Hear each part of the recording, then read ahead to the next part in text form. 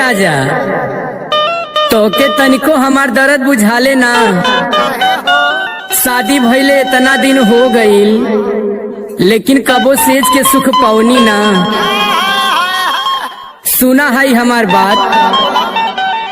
अरे हमसे रिसियाई के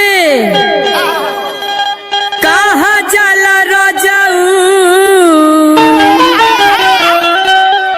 अरे हमसे गुसिया के कहा जाला रजाऊ, हमके कोरवा उठला चला जाला रजाऊ।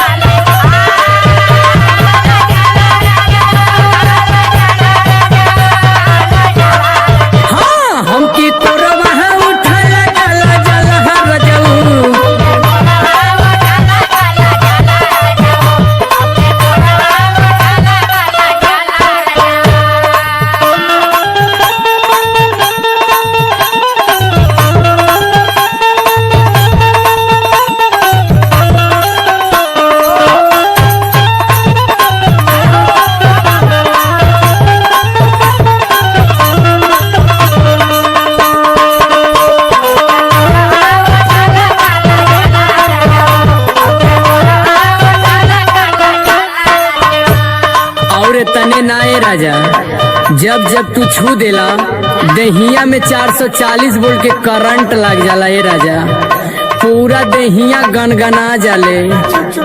हाँ हाँ सुनाई हमार बात। बुझला ना राजा हमार पहली मुलाकात में